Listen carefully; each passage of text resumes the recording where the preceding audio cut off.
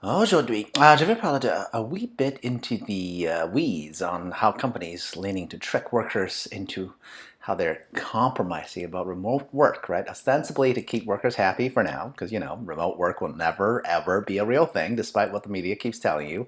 I am always right, and I will tell you why with some simple examples to dispel all this employer trickery going on recently.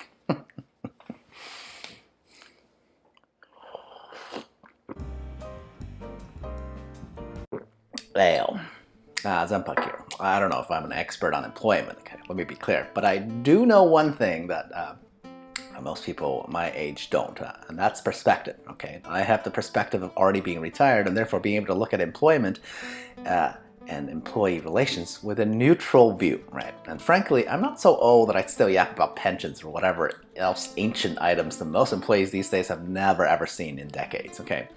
So the topic today is how employees who are able to continue to resist the call back to office that most employers are now sounding, right? And how the companies, in order not to face a huge publicity nightmare, are now introducing a variety of perks in order to placate these troops, right? We'll get to these perks in the meat of the clip, but first I think we have to define why it is that people want to or learn to really love working remotely to begin with, right? And I think it really just boils down to a handful of items, right? One, daily convenience, aka you can now go, pick up your kids or whatever from school and maybe take the call in the car while you're doing that. Two, not having a literal boss hover over you, thus reducing, tension in the workplace, right? And three, geographical arbitrage, aka one can actually live somewhere much cheaper and maintain a good salary at the same time, right? Presumably. And only after having defined what's great about remote work for employees can we go into why these remote work compromises from employers are band-aids at best, right? The thing about band-aids is that at some point they do have to come off, okay, one way or another. I'll link an article that lists these perks. It specifically talks about Google, but honestly, it's not really about one giant tech company that does this. It's all giant employers, right? Google at least pays their employees well, so there's that. Anyway, do you disagree with my premise so far? Always open to thoughts. Consider subscribe, like, and all that stuff so my vanity and ego will be fulfilled. Oh wait, I don't need validation from the internet, strangers, because I'm already comfortable with myself. Now on to the dissection. So, first new perk. Oh hey, now in addition to vacation time, you get work anywhere time, and it is up to 4 weeks a year. Wow, amazing. I guess it's fine to have a perk that didn't exist before, but 1 month out of 12? Would that really have a lot of effect? So when I really think about it, I guess it's still 1 month out of 12 where you can relax and not have your boss hover over you, true. But do you really get to pick which days you can do that? As in, when the shit hits the fan, right, come crunch time, will the employees actually be brave enough to not come into the office at that crucial juncture? I would say no, right? As to helping you pick up your kids. Also no, 1 out of 12 days of the year won't help nearly enough, right? That's less than 10%. And finally, being able to work so few days remotely will absolutely force you to sell that house in the countryside you bought because you heard, hey, we'd never go back to the office ever again. Sorry, cheap houses remain cheap because there are no jobs around it. That's how reality works. I also have another issue with this whole 4 weeks of work anywhere time perk business, right? Recall how most Americans do not even take all their actual vacation days in the year. So if you don't even take all your allowed vacation days in the year, how do you think most people will treat these new, not even real vacation days, okay, but just work somewhere else days, right? I can guarantee you these 4 weeks will go underused until one day this whole perk just quietly disappears.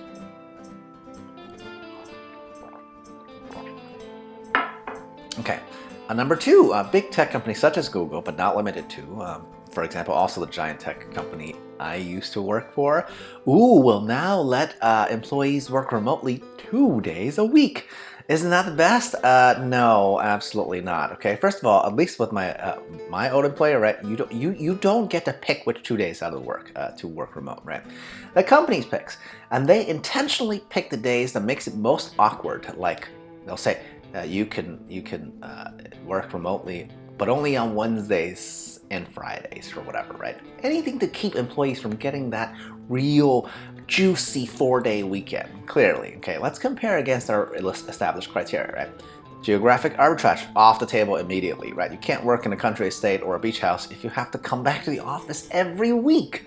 Okay, 2 days a week remote might help with picking up the kids type of errands a little bit, sure, but that's assuming that your spouse can take care of the rest. Again, if you're a single parent, never mind, because 40% availability won't work because it's not consistent, okay? And finally, the best part of 2 days remote is that it's at least consistent at avoiding micromanagers of the world, right? So I guess yay, right? 1 out of 3 achieved. It's better than 0 out of 3, that's true, right? Again, companies are saying 2 days out of 5 remote work days is okay right now because workers are still changing jobs rapidly. You know what's going to happen if the labor market's cool and people can't find other jobs as quickly? Those 2 days are going to turn into 1 day a week remote, and that's going to turn into 0 days in no time because no employer ever wants employees to work remote, like ever, okay? It's not a preference for them. Just remember that. Okay, oh boy. Number 3, okay, saving the best for last. Okay, Google has a new type of holiday called Global Reset Days.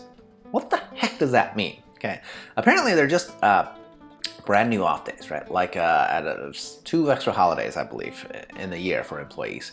Well, you can't complain about 2 extra days off, can you? Watch me, okay?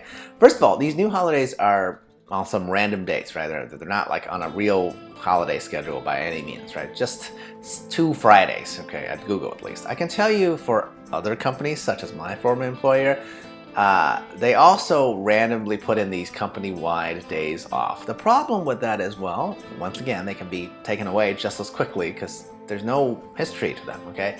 Their definition can change from totally off days to meeting-free days, or really whatever the company feels like in that quarter, right?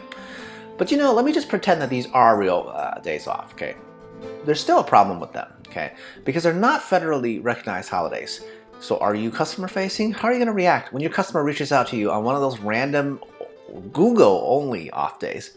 Do you just say, oh, sorry, we're off for no reason whatsoever, contact me, Monday? The reality is that the super troopers of such big companies will absolutely not do that, right? So they'll answer their customers because it's not a real holiday.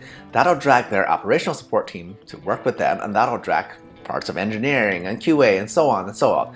There's a reason why big employers haven't just invented random days off in the past, right? Because it screws with how the company is perceived in the marketplace, right? Off days only make sense when it's obligated across the board, right?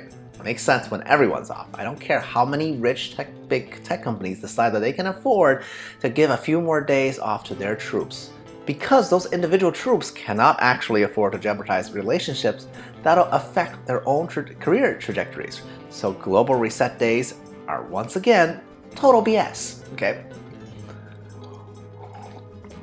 So in conclusion, all these perks are just public relations moves, right? Designed not to address the reality of the modern workplace, but to lull employees into a sense that the companies are working with you or compromising with you, they care about you, all the way up until the point that employees have no more alternatives again, like the good old days, and boom, everything's back to the office as normal.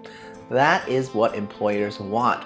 Oh, by the way, I also find it hilarious. Google is the example that I'm using, right? Who's rolled out all the tricks of the trade to look like they're progressive about remote work. Recall, this is the same company that has so much in-office perks, such as free food, free massage, nap pods. They practically let people just, RV in their parking lots, all because they never really ever want their employees to go home, okay? This is pre-pandemic, okay? They just don't want their workers to go home. Seriously, if Google had its own way, all their workers would simply devote their entire lives to work. And they're gonna say, oh, hey, just kidding, you can definitely not even come in now? Yeah, again, I'm not knocking on this company specifically, right? Yeah, at least they pay well. And everybody has the choice to leave, right? But how many employees in that situation would make that choice? we shall see, right? We shall see how this pans out. We shall see, maybe I'll eat my words and Google's going to turn into a mostly remote company, but I wouldn't bet on it, okay? And remember, I am always correct. Cheers, à la prochaine.